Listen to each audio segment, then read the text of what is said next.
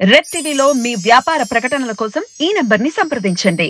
నమస్కారం సార్. నమస్తే. సార్, కొడాలి నాని నిన్న ఒక కాంట్రవర్షియల్ కామెంట్స్ చేశారు సార్ జూనియర్ ఎన్టీఆర్ పైన. అంటే చంద్రబాబు గారు జూనియర్ ఎన్టీఆర్ గారిని చంపడానికి కూడా ప్రయత్నించారు అని చెప్పేసి ఆయన అన్నారు. మరి ఆయన చెప్పిన దాంట్లో నిజం ఎంత ఉంది? నిజంగా చంద్రబాబు గారు ఇటువంటి చంపడానికి ట్రై చేశారా? ఇటు పక్క చూసుకుంటే వైసీపీ వాళ్ళు ఎక్కువగా జూనియర్ ఎన్టీఆర్ గారిని ఫోకస్ చేసి చంద్రబాబు గారి పైన విమర్శలు చేస్తున్నారు. దీని వెనుకున్న వ్యూహం ఏంటి సార్? మీరేం చెప్తారు? నిన్న ఆయన గుడ్లవల్లేరు దగ్గర ఒక కౌతవరం అనే విలేజ్లో అనేక అభివృద్ధి కార్యక్రమాల్లో పాల్గొన్నాడు కొడాలి నాని. ఆ సందర్భంగా ఆయన మీడియాతో మాట్లాడుతూ కొన్ని కామెంట్స్ చేశాడు. అది జనరల్గా ఆయన చేసే విధంగా ఆయన పప్పు నిప్పు ఇవన్నీ మామూలే. అవి కాకుండా ఆయన జూనియర్ ఎన్టీఆర్ని మళ్ళీ చర్చలోకి తీసుకొచ్చాడు. జూనియర్ ఎన్టీఆర్ ప్రాణాలకే ప్రమాదాన్ని తీసుకొచ్చాడు చంద్రబాబు. అతన్ని ఇండైరెక్ట్గా చంపేయడానికి ట్రై చేశాడు అన్నట్టుగా మాట్లాడాడు. నిజానికి ఆయన మాట్లాడిన దాంట్లో ఉద్దేశం ఏంటంటే 2009లో జూనియర్ ఎన్టీఆర్ని చంద్రబాబు ఎలక్షన్ క్యాంపెయిన్కి ఉపయోగించుకున్నాడు. అప్పటికి ఇంకా లోకేష్ రంగంలోకి రాలేదు. దాని తర్వాత లోకేష్ వచ్చిన తర్వాత జూనియర్ ఎన్టీఆర్ని పక్కన పెట్టేశాడు.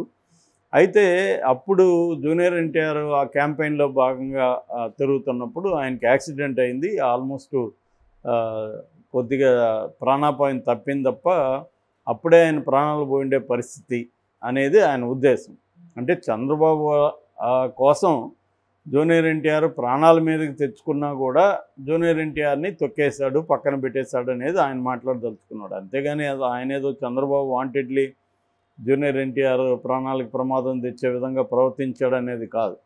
కానీ వాళ్ళు చెప్పేటప్పుడు అలా చెప్తారు కదా, అలాగే చెప్పాడు ఆయన. ఎసెన్స్ అయితే అది.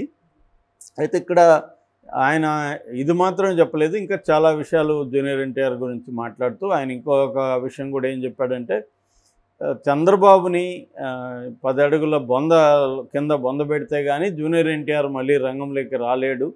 సో జూనియర్ ఎన్టీఆర్ రావాలంటే చంద్రబాబుని తొక్కేయాలి అనేది ఆయన చెప్పింది. ఇది ఎందుకు చెప్పాడు? ఇప్పుడు ఏంటంటే కొడాలి నాని లాంటి రాజకీయ నాయకులు ఏదైనా మాట్లాడినప్పుడు దాని వెనక ఒక వ్యూహము అయితే ఉంటుంది. ఊరికైతే నోటికి వచ్చినట్టు మాట్లాడరు. అట్లా మాట్లాడినట్టు అనిపిస్తుంది, కానీ వాళ్ళు మాట్లాడడానికి దాని వెనక ఒక ప్రయోజనం ఉంటుంది. సో ఈ ప్రయోజనం ఏందనేది ఇదేమీ రహస్యమైన ప్రయోజనం కాదు. బీజేపీ కూడా ఎన్టీఆర్ని జూనియర్ ఎన్టీఆర్ని కలిసింది. అంటే తెలుగుదేశానికి యాంటీగా జూనియర్ ఎన్టీఆర్ ఉన్నప్పుడు జూనియర్ ఎన్టీఆర్ని వాడుకోవడానికి మిగతా పార్టీలు ట్రై చేయడం అనేది మామూలే. సో వైసీపీ ట్రై చేస్తుంది, బీజేపీ కూడా ట్రై చేస్తుంది. సో ఇప్పుడు వైసీపీ గత కొంతకాలం నుంచి జూనియర్ ఎన్టీఆర్కు తెలుగుదేశం వాళ్ళకి మధ్య పెంచడానికి వాళ్ళు పెట్టలేరనుకో. ఆల్రెడీ జూనియర్ ఎన్టీఆర్ చాలా ఫర్మ్గా ఉన్నాడు. ఎట్టి పరిస్థితుల్లో తెలుగుదేశంతో అసోసియేట్ అవ్వకూడదని. అది ఏ స్థాయిలో ఉన్నాడంటే తనకిష్టమైన వాళ్ళ తాతయ్య శత జయంతి, పెద్ద ఎన్టీఆర్ శత జయంతికి కూడా పిలిచినా కూడా వెళ్ళలేదు. ఎందుకంటే ఒకసారి వెళ్తే చంద్రబాబు దాన్ని రకరకాలుగా వాడుకుంటాడు మనల్ని అనేసి తను చాలా కాన్షియస్గా ఉన్నాడు. అది ఏ స్థాయిలో అంటే చంద్రబాబు అరెస్ట్ అయినా ఒక మాట కూడా అనలేదు. ఎందుకంటే ఒక మాట అన్నా కూడా మళ్ళీ దాన్ని వాళ్ళు వాడుకుంటారు, మనం మళ్ళీ దాని నుంచి బయటపడాలంటే ప్రాబ్లము అనేది సైలెంట్ అయిపోయాడు జూనియర్ ఎన్టీఆర్. అంటే అతను క్లియర్గా ఏంటంటే మనం ఎంటర్ అవ్వడానికి రాజకీయాల్లోకి ఎంటర్ అవ్వడానికి సరైన సమయం కాదు, కాబట్టి మన కెరీర్ మీద ఫోకస్ చేద్దాం, రాజకీయాల సమయం వచ్చినప్పుడు ఎంటర్ అవుదాం. జూనియర్ ఎన్టీఆర్ ఖచ్చితంగా రాజకీయాల్లోకి రావాలని ఉంది. కాకపోతే ఎలా ఎంటర్ అవ్వాలి, ఎప్పుడు టైమింగ్ ఏంటి అనేది చాలా ఇంపార్టెంట్. కాబట్టి అతను వాచ్ చేస్తున్నాడు. మేబీ కొడాలి లాంటి వాళ్ళతో టచ్లో ఉంటాడు. ఎందుకంటే కొడాలి నాని వాళ్ళ హరికృష్ణతో కూడా బాగా క్లోజ్గా ఉండేవాడు. హరికృష్ణకి ఒక రకమైన శిష్యుడు అంటాడు కొడాలి. సో నాకు రాజకీయ భిక్ష పెట్టింది హరికృష్ణ ఫ్యామిలీ అని కూడా అనేకసార్లు చెప్పాడు ఆయన. దాని తర్వాత జగన్ అని చెప్పాడు. సో కాబట్టి జూనియర్ ఎన్టీఆర్ గురించి అతనికి కన్సర్న్ ఉంటుంది ఖచ్చితంగా కొడాలి నాని. బట్ కన్సర్న్ అనేది కాకుండా పొలిటికల్గా వైసీపీకి ఉన్న యాంగిల్ ఏంటంటే జూనియర్ ఎన్టీఆర్ అభిమానుల్ని తెలుగుదేశానికి యాంటీగా కన్వర్ట్ చేయాలి. చాలామంది జూనియర్ ఎన్టీఆర్ అభిమానులు తెలుగుదేశం అభిమానులుగా ఉంటారు. సో వాళ్ళందరినీ చంద్రబాబుకి యాంటీగా తయారు చేయడం ద్వారా ఎంతో కొంత చంద్రబాబుకి ఇబ్బంది కలిగించవచ్చు. ఆ మేరకి వైసీపీకి వెళ్ళిపోతుంది. అంటే జూనియర్ ఎన్టీఆర్ వైసీపీనే సపోర్ట్ చేస్తున్నారు అన్న ఒక నెరేటివ్ని జనంలోకి తీసుకెళ్లడం ద్వారా తెలుగుదేశానికి ఇబ్బంది పెట్టచ్చు. దీనికి కొంత బాలకృష్ణ కూడా తెలుసు తెలియక దోహదం చేస్తున్నాడు. ఆ మధ్య తెలంగాణ తెలుగుదేశం పార్టీ సమావేశంలో ఎవరో విలేకరు అడిగినప్పుడు ఆయన ఖండించలేదంటే ఐ డోంట్ కేర్ అన్నాడు బాలకృష్ణ. అట్లాంటిది పనిచేస్తుంది. అంతకంటే కూడా మొన్న ఆయన రామారావు వర్ధన్ సందర్భంగా కూడా బ్యానర్లు కట్టినప్పుడు స్వాగతం జూనియర్ ఎన్టీఆర్కి అని దాన్ని తీయించేశాడు బాలకృష్ణ. అది కూడా నీట్గా రికార్డ్ అయింది. తీయించేయి ఇప్పుడే తీయించేయి అనేది చెప్తున్నట్టుగా. సో ఇదంతా కూడా జూనియర్ ఎన్టీఆర్ అభిమానుల్లో తీవ్రమైన ఆగ్రహం కావచ్చు, ఆందోళన కావచ్చు ఉంది. అంటే తెలుగుదేశం వాళ్ళు జూనియర్ ఎన్టీఆర్ని ఎట్టి పరిస్థితుల్లో కూడా ఓన్ చేసుకొని వాళ్ళు పిలవరని. చంద్రబాబు వైపు నుంచి చూసినప్పుడు సహజంగా ఎవరైనా కూడా పార్టీ ప్రయోజనాల కొడుకు ప్రయోజనాలు అనుకున్నప్పుడు కొడుక్కే ఇంపార్టెన్స్ ఇస్తారు. పార్టీనైనా తాకట్టు పెడతారు కానీ ఫ్యామిలీలో కొడుక్కి ఇంపార్టెన్స్ ఇచ్చే పరిస్థితే ఉంటుంది. అందుకని ఆయన ఇవాళ రెండోది ఏంటంటే ఇప్పటికిప్పుడు జూనియర్ ఎన్టీఆర్ వచ్చేసి కూడా ఆడేమి పొడి చేసేది ఏమి ఉండదు. తెలుగుదేశం కొంతవరకు యాడ్ అవ్వచ్చు కానీ ఇప్పుడు పవన్ కళ్యాణ్ కంటే జూనియర్ ఎన్టీఆర్కి ఏం కరిష్మా లేదు కదా. పవన్ కళ్యాణ్కి వెనకున్న కమ్యూనిటీ కంటే జూనియర్ ఎన్టీఆర్కి ఏమి కమ్యూనిటీ బలం అంత లేదు కదా.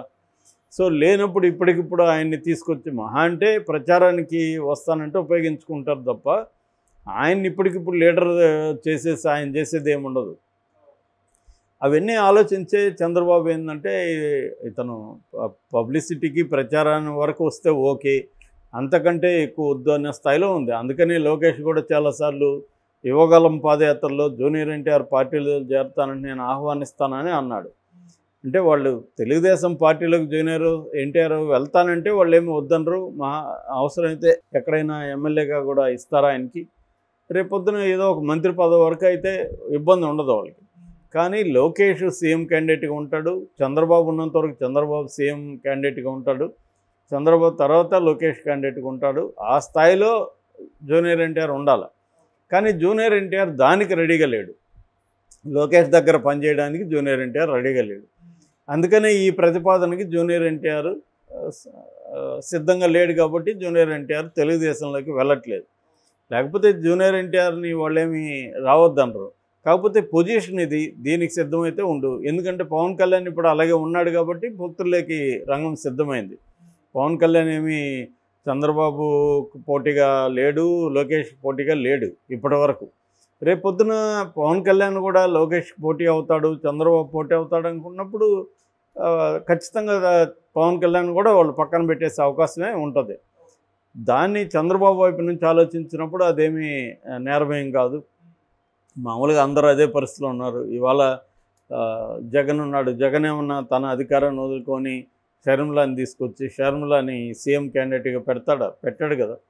ఎవరైనా అంతే. ఎందుకంటే వాళ్ళ పనిచేశారు, ఆర్గనైజ్ చేశారు, వాళ్ళు పనిచేస్తున్నారు. సో ఆ క్రమంలో ఇతను కూడా వచ్చి పనిచేసి ప్రజల్లో ఇది చేసుకుంటే అది ఓకే. కానీ దాన్ని ఇప్పటికిప్పుడే ఇతను తీసుకెళ్ళి నాయకుడిని చేయడానికి చంద్రబాబు కానీ లోకేష్ కానీ రెడీగా లేరు. సో ఈ కాంటెక్స్ట్ని వైసీపీ ఉపయోగించుకునేదానికి ప్లాన్ చేస్తుంది ఇప్పుడు. ఎందుకంటే వీళ్ళ మధ్య యుద్ధం లాంటి ఒక ఎలక్షన్ల సన్నివేశంలో ఏ చిన్న అంశం వచ్చినా రెండు పార్టీలు ఉపయోగించుకోవడానికి ట్రై చేస్తుంటాయి. ఆ క్రమంలో జూనియర్ ఎన్టీఆర్ అభిమానుల్ని తెలుగుదేశానికి యాంటీగా మోహరించడం కోసం వైసీపీ రకరకాల ఎత్తుగడలు వేస్తుంది. అందులో ఏంటంటే చంద్రబాబు లోకేష్ యాత్రలు చేసేటప్పుడు కొంతమందిని తీసుకెళ్ళి జూనియర్ ఎన్టీఆర్ ఫ్లెక్సీలు కట్టించడం, సీఎం జూనియర్ ఎన్టీఆర్ కాబోయే సీఎం అని అరిపించడం, ఇవన్నీ కూడా వైసీపీ చేయిస్తుంది. దీన్ని జూనియర్ ఎన్టీఆర్ కూడా ఖండించట్లేదు. ఎందుకంటే జూనియర్ ఎన్టీఆర్ అసలు నాకు రాజకీయాలు, నా పేరు ప్లస్ అయినా మైనస్గా ఉపయోగించుకున్నా నాకు సంబంధం లేదు అన్నట్టుగా ఉండిపోయాడు. ఎందుకంటే ఖండిస్తేమో తెలుగుదేశం ఉపయోగించుకుంటుంది, ఖండించకపోతే వైసీపీ ఉపయోగించుకుంటుంది. అవును. సో తెలుగుదేశం కంటే కూడా వైసీపీ ఉపయోగించుకోవడమే మేలన్నట్టుగా జూనియర్ ఎన్టీఆర్ ఉండిపోయాడు. అది పరిస్థితి.